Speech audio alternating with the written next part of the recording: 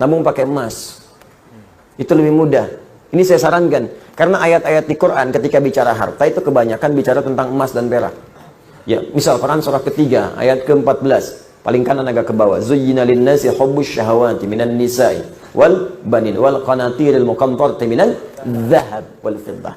Ya, qanatir muqantarah itu ada harta yang punya nilai intrinsik, berharga. Yang kalau dikumpulkan punya nilai. Jadi ada harta yang punya nilai intrinsik, ada yang ekstrinsik. Intrinsik itu di dalamnya memang ada nilainya. Ya sudah ada nilai, jadi nggak berpengaruh oleh apapun. Emas itu, kalaupun pecah, masih bisa dijual. Ya, tapi uang kalau sobek ya kertas kok.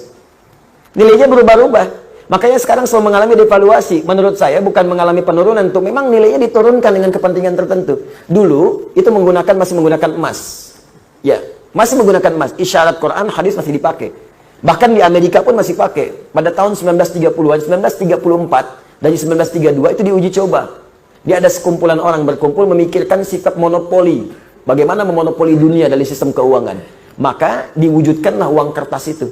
Diuji coba asalnya di negara barat sana. Lokal sifatnya. Lokal. Apa yang diuji coba? Ditarik emas-emas dari penduduk lokal, dibuatlah uang kertas. Yang tidak mematuhi diberikan hukuman. Maka dari situ diberikan uang kertas, tapi uang kertas itu masih punya nilai setara dengan emas. Diberikan per onsnya emas itu setara dengan $20 pada masa itu.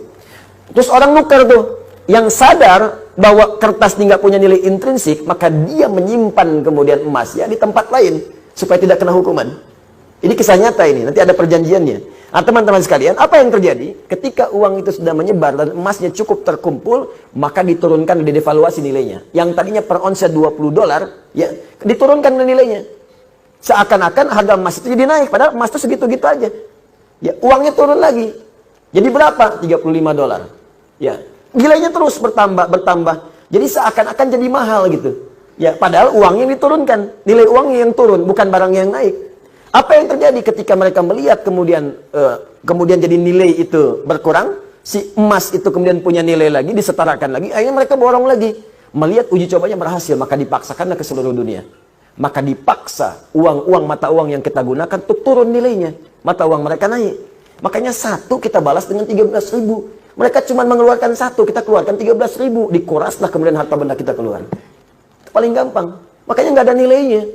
Tempat lain ada yang 20.000, mereka ngasih satu, kita ngasih 20. Dan yang paling gampang itu kan kertas. Kertas kalau disobek, dihilangkan nilainya, nggak ada nilai. Sudah pulaunya keluar, sudah hartanya keluar, sudah emasnya diambil, ditukar dengan kertas. Mana ada kita nukar emas dengan kertas? Kertas nggak ada nilainya, disobek udah hilang. Bagaimana sekarang kalau mereka hilangkan? Kami sudah tidak menggunakan sistem uang lagi. Sementara harta benda kita sudah pindah. Apa yang mau kita sesali kemudian hari? Nah, makanya ini bahasa, ini ilmiah ya, ilmiah. Kalau mau diskusi silahkan. Ini ilmiah, jadi kita diskusi. Makanya dulu Bung Karno ketika membuat uang itu konsultasi pada ulama. Dan ulama mengusulkan tetap berikan nilai intrinsik di uang kertas itu setara dengan emas, sekian ons misalnya. Ya sekian gram, supaya ada nilainya. Kalau enggak itu jadi kertas. Itu sempat dipakai. Coba belajar sejarah yang baik. Cek lagi ke belakang. Dulu nilai uang kita itu ada setara dengan emasnya. Belakangan kemudian dihapuskan, jadi kertas saja di situ. Makanya nilainya semakin melemah. Sebetulnya bukan uangnya yang lemah, bukan bendanya yang naik, uangnya yang dilemahkan. Kalau bendanya segitu-gitu aja, tempe kan gak berubah segitu-gitu juga. Cuma nilai uangnya melemah, seakan-akan tempenya naik, padahal keratnya segitu aja. Akhirnya tempe pun disesuaikan dengan uang. Ya kan, 2.000 tebel, 1.000 tipis gitu kan. Ya, 500 udah tipis dibelah. Tuh kan? Itu coba belajar di situ. Terus ada perjanjian dulu, se-Eropa itu diajak kumpul. Makanya bikin dulu ada The Fed ya, masih sekarang sampai ada. Terus IMF dibuat pada saat itu untuk ngutang-ngutangi. Ya itu ini pelajaran ya, mesti kita tahu gitu ya, konteks ini untuk belajar. Makanya ekonom kita itu selain pintar mesti soleh. Supaya dengan kesolehannya bisa memberikan manfaat untuk bangsa. Itu poinnya. Dan kita mesti belajar. Nah termasuk ini bisa dibawa bekal untuk haji. Kalau mau haji, mau umroh, nabung pakai emas. Nggak akan berubah. Nabung pakai emas. Silahkan ada logam mulia, ada dinar, kumpulkan. Demi Allah saya katakan ya, nilai itu, karena emas tuh punya nilai intrinsik, maka dia akan terus naik. Akan setara. Harga kambing di masa Nabi, sampai sekarang pun sama nilainya segitu. Jadi walaupun orang kelihatan naik, sekian juta, dulu cuma 1, sekarang juta. Dinar cuma 1 dinar, selesai. Dari dulu 1 dinar, sekarang 1 dinar. Ya.